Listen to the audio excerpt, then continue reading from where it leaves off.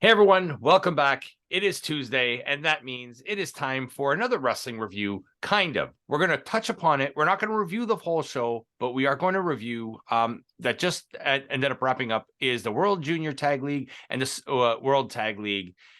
New Japan had their annual tournament it just wrapped up last week, I think it was. So we are going to be covering that in this episode. With me once again, we have Campo.Reviews, TV shows, movies, and now he reviews wrestling. He is over to my to my left, wherever it is. It's on this side.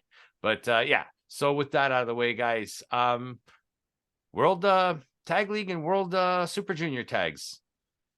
Yeah, that was a thing. It was a thing. It was fun. I quite enjoyed it. Yeah. As an entire event, it took a while because and not I don't like tag, but I'm not really a tag guy. Yeah. And sometimes these tag teams, like especially with these tournaments, they just feel like they're slapped together. Yeah. Like a couple teams are slapped together. It felt more like that in the World Tag. The juniors, even though there was like random teams, they worked so well that I didn't feel like strange about any of it. But like Taguchi and Connors. But that ended up being like one of the best things. I want to see that continue forever now. Like Wild Hips. That's like Wild Hips. And Gleet Boy and what's the other guy's name? Oh my god, I always forget the red haired guy's name. What's his name? Alex Zane. Alex Zane and Lindemann was the other guy's name. Gleet Boy. But yeah, they were amazing too. Yeah. This is the thing with World Tag League. They think that anybody that's in the same faction together can just be a tag team. Yeah. Do you know what I mean? So they're like, oh, you're both in Chaos, you're a tag team. Fale and yeah, you're both in both. But a lot of these guys, we don't even know this, but they have probably been tag teams at some point because I believe Fale and Owens were a tag team. But I digress. It took me a while to get into it. I would honestly say like 5 full days of it. And it was probably I couldn't same stop. here. I was watching it like in the morning and at night. Like I couldn't. My only free time of my day was consuming World Tag League. Yeah, same here. And same here. It got so good by the end. I was like, this is just so good. Not one of them was the ones I picked. The other one was not one I picked.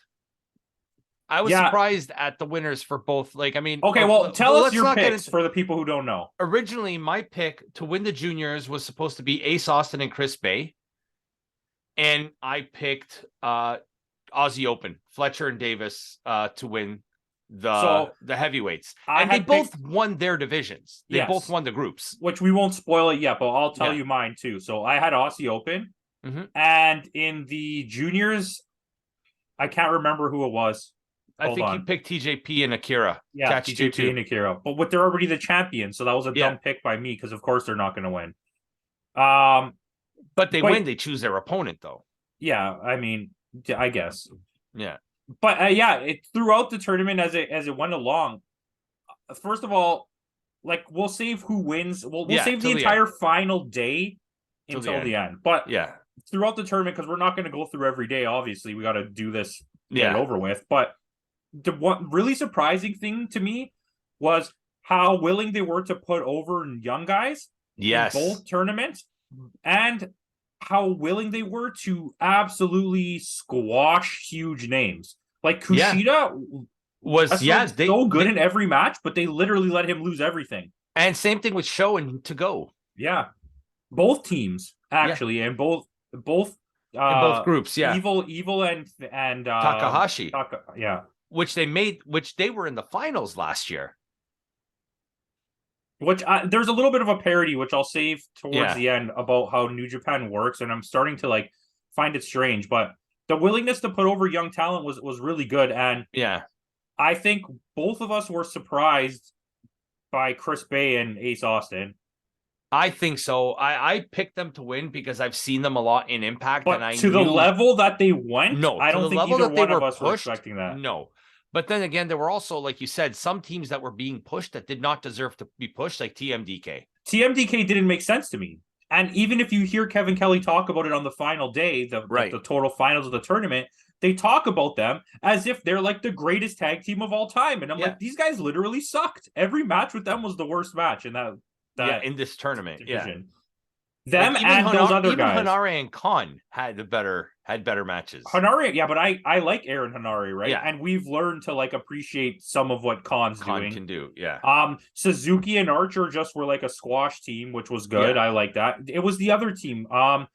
Who were the other two random white guys? The Android. In which one? In the juniors or in the main? It was the Android guy. Oh, that was Gabriel Kidd and Alex Coughlin. They finished dead last. Yeah, but I was like, they let them go too far. I think in some of the matches they let them go too far with the stuff they were doing, where they were trying to egg on the other team, and it just got like annoying. Yeah, like I'm sure in real life, even though it's planned, Naito didn't enjoy getting the entire match where this guy kept just going in his face for like the whole match. Like I'm sure he stiff armed him at some point. Their only win came against Evil and Takahashi. That was their only win. Yeah, and of course they're going to give it to them. Like everyone gets a win against a team you wouldn't expect.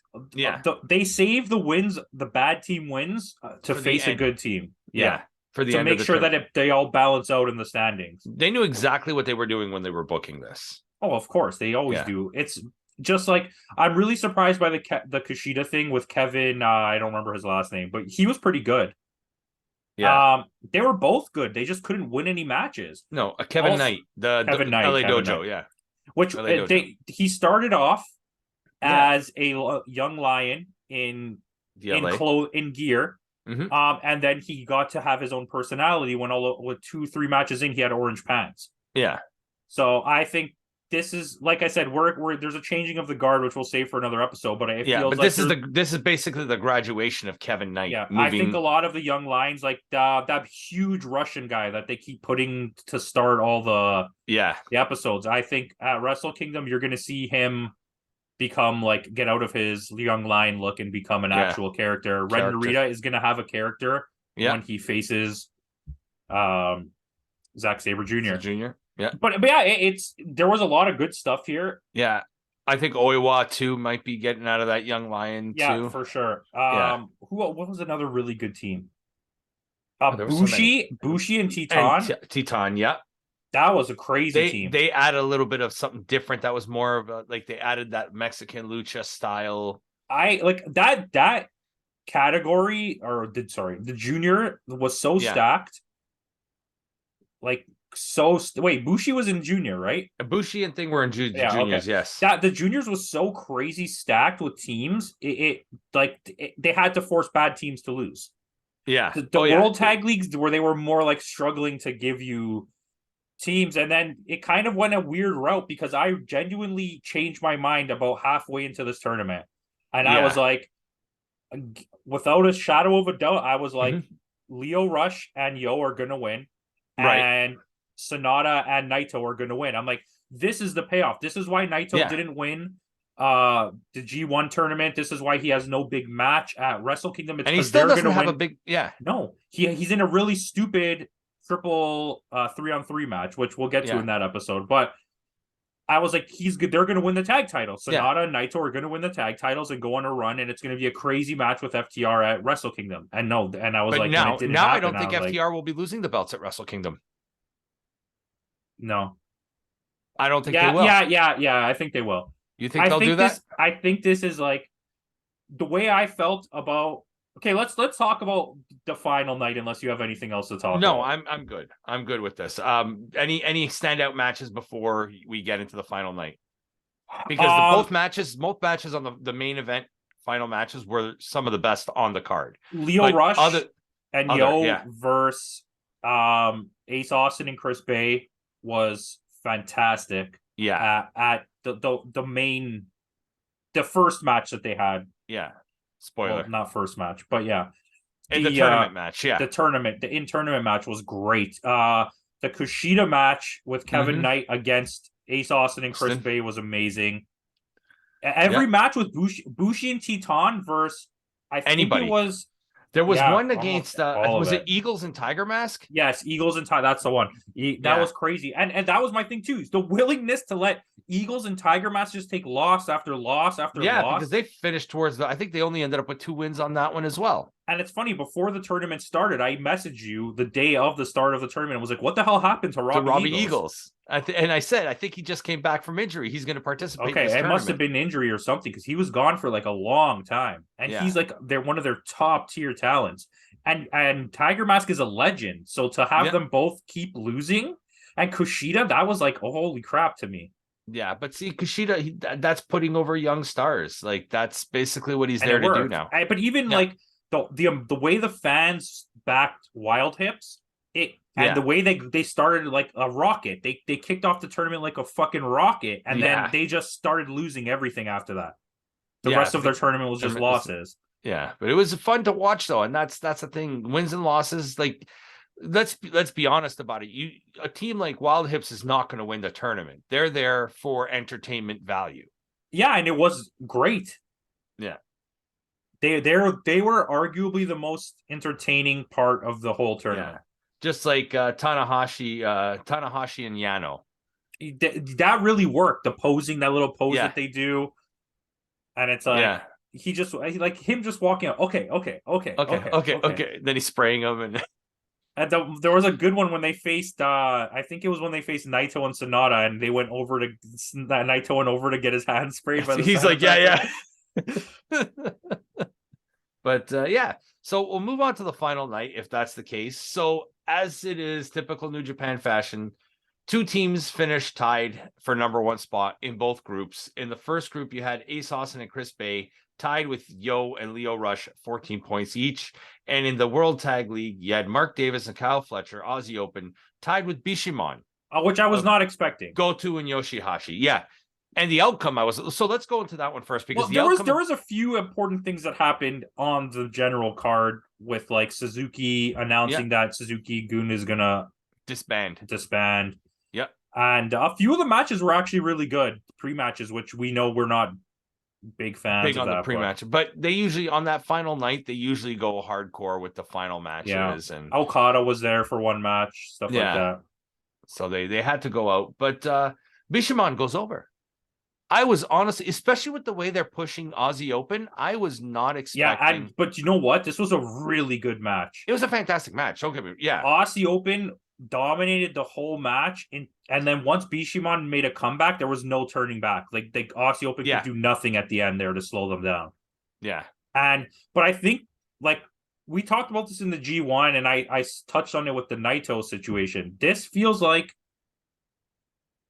are they trying to give Goto something because we haven't given you anything in so long? Is this like our gift to you? Same thing with Yoshihashi. And because Yoshihashi, they let him have an amazing performance in the G1, even though he didn't go anywhere. But you could see that there's a setup for something coming, right? Yeah. And Goto had a great tournament too. So now this sets up the what's it called? The Wrestle Kingdom match between FTR, because Goto and Hashi go over Aussie Open. I expecting think they win. A fantastic match between Aussie Open and FTR. But I think there's plans for Aussie Open. This is like a Wikipedia win for Goto and Yoshihashi. But this is another thing to touch on what I was saying also earlier. Mm-hmm. There's such a parity in New Japan of like the same people win every year. Yes. It's like, dude, they won last year too. Yeah, and then Yo has won the junior tag league like 7 of the last 10 years. Some of them with Show, yeah. But it's like, at what point are you like, okay, let's let somebody else win? Do you know? And obviously spoilers, but it's we're already here. It just feels like if you let Bishamon win last time and went nowhere with them, and then so why again now? Maybe it's because they really trust them to be in a match with FTR. Yeah, quite possibly. And they don't want to do Aussie Open versus FTR again. But also for Wrestle Kingdom, Goto is going to be a way bigger draw than Aussie Open is. That's true. You want more of your homegrown, I guess, talent on that card than you want. Yeah, Goto's a legendary name in New Japan. But I think this sets up Aussie Open versus Bishamon long-term booking for the next year or so. That's also what I was saying. Yeah. So I think it's a Wikipedia win for Goto and Yoshihashi, and then they're going to lose the titles back to Aussie Open. Because I think there's a general plan, like what you said, to just give all the belts to. So basically, it's multiple transitions from United Empire to Aussie Open, it'll go back to United Empire. I think it will. Originally, Cobb and Great O'Khan had the belts. They lost to FTR. FTR is going to lose this to Goto and Yoshihashi, and then it'll go back to United Empire, but it'll be Aussie Open. And I think I don't know. Maybe did Yoshihashi and Goto win it at Wrestle Kingdom last year? I don't think they did. I can double check that right now. It was last year was what? Wrestle Kingdom 16, right? I can't remember who lost them to Jeff Cobb and Great O'Khan. Yeah, I'm not 100% sure, but I'm looking. I'll talk anyways. Yeah. So, I genuinely think there's a plan to give United Empire all the titles. Yeah. They're definitely pushing that faction hard. I think we're gonna relive that moment when Bullet Club first came around and they won every title. It was. They did actually win that match. Goto and Hashi defeated the Dangerous Techers of Taichi and Sabre Jr. Yeah. So there you go. Because I remember they lost it to. They lost because I remember when they came over to AEW pre-Forbidden Door, just after Forbidden Door, they were like, these were the people that had the titles before. Yeah. Jeff Cobb and Great O'Khan. Anyways, we digress. Yeah, we digress. But and then going to the Junior League. This match was even better. This was, and I called it from the beginning about Ace Austin and Chris Bay. These two are going to be like tremendous talents for the future.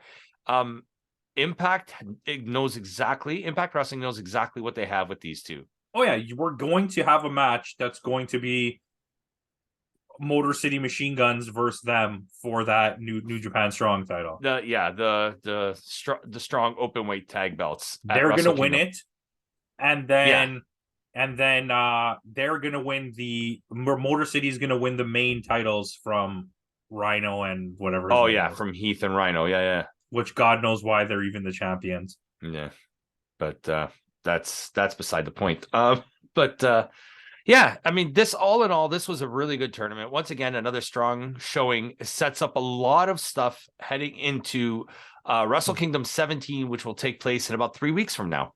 Yeah, but like I can't stress enough how good Leo Rush and Yo were. Yeah, like it was almost like a spectacle to just watch every one of their matches. And they're going to dethrone Catch 22 at Wrestle Kingdom. Oh, for sure. If they don't, I'll be so surprised. And they officially announced their actual name. It's Leo. Yeah, Leo. I saw that. Yeah, that's stupid. They should have just called them Roppongi 4K. 4K. Roppongi 2047. Yeah, like because Catch 22's name is not even Catch 22. It's Catch 22. Yeah. And I kept thinking in my head, why the hell does Kevin Kelly keep saying Catch 22? Yeah. And then I saw it written on paper, and it's 2/2. Yeah. 2/2. Yeah. So I don't get that. Is that a thing like that I'm missing? Yeah, it was like I said, I quite enjoyed this tournament, not to the point where the G won, but this was still a fun tournament for what it was, a month long, kind of like the way Battle Autumn was. They instead of just having random matches, it was a tournament, and there was a few really big bangers. Like every those single two final Naito matches Sonata, were every Naito Sonata match was good. Mm-hmm. The Tanahashi and Yano matches were good, surprisingly, and I can't stand watching Yano. Yeah. But I know the whole tournament was Lance Archer's matches. The Lance Archer and Minoru Suzuki were squashing people. Yeah, absolutely. And the thing is too, Lance Archer went back to AEW and he was in limbo there, and he comes back to New Japan, and he's like this beast, this monster. But yeah, and he was absolutely destroying everybody, even though they didn't get the wins they needed to get. But they were still fun matches to watch. Like, it's not like they weren't fun matches. So if my recommendation is to everybody watching to go ahead, watch pick a team that you like and kind of follow their matches throughout the tournament. You can, if you have New Japan World, you can pick and choose which matches you want to watch. Definitely catch the final night, because the final night was really, really fun. I would say all the Bushi, everything Bushi, Teton, anything Leo Rush and Yo and Chris and Austin and Chris Bay. Ace Austin and Chris Bay for the juniors. And even the Tanahashi Yano. But in the World Tag League, I would say Naito, Sonata, and Aussie Yano. Open, Tanahashi Yano. I wouldn't even watch the Bishamon matches because they weren't very good. Yeah. But it's probably putting wondering where we are. Yeah. But yeah, so with that, we're going to keep this one short, guys. Thanks again for joining us. Join us tomorrow, where we will be talking about basically our monthly state of wrestling. And we're going to be probably talking heavily about Wrestle Kingdom coming up. A lot of the matches in this tournament have implications for Wrestle Kingdom. So join us tomorrow for that video and see our thoughts and hear our thoughts of what we think of Wrestle Kingdom and where the state of wrestling is this month of December, some news and some highlights. So with that out of the way, guys, thanks again for joining us. Don't forget to sub. Only 13 subs away. We're approaching the end of the year, so let's get this going. So with that, thanks again for joining us. We'll see y'all next time.